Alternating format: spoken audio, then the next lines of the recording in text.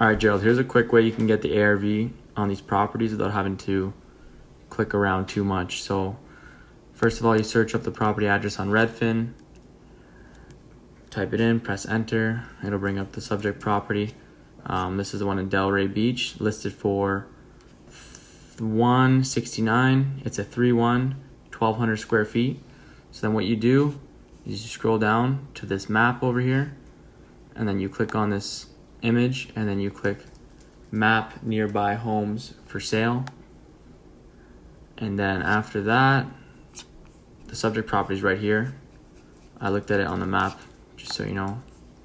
And then after that, you click more filters, and then you go to sold, and then you change it to the last 6 months. There's not much data for this property in the last 6 months, so I'll change it to a year. And then you'll see all the properties that sold within the past year. So the subject property is right here. What you can do to take it a step further is you could zoom out. 1 second. And then you can actually draw a box around the area you want to look at.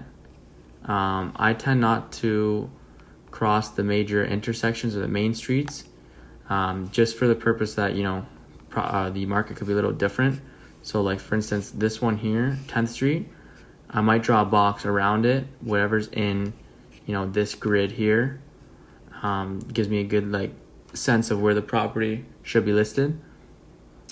And then you click apply filters, and then it'll show you all of the houses that sold nearby for what price. So this one sold for $220, it's a 2-1.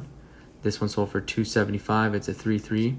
This one sold for $189, it's a 3-1. So our property is a 2-1 from my understanding. Let me see 1 second.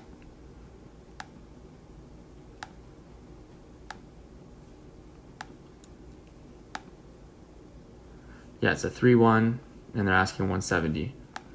So the reason I got 220 was because this one right here, which is close to the subject property is right there, sold for 227, and it's a 3-2, right? And I think 220, it looks like it has some decent updates, nothing serious, but I think 220 is a safe number.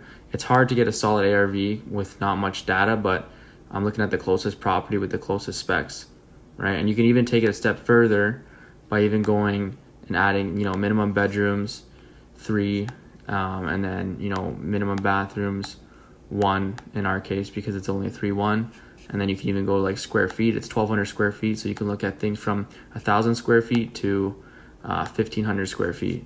And then you apply those filters, and it gives you even a more detailed and targeted view of what the property could be worth. So that's that. Quick way to get comps, pretty reliable too, and you're only looking at the area that is the most relevant.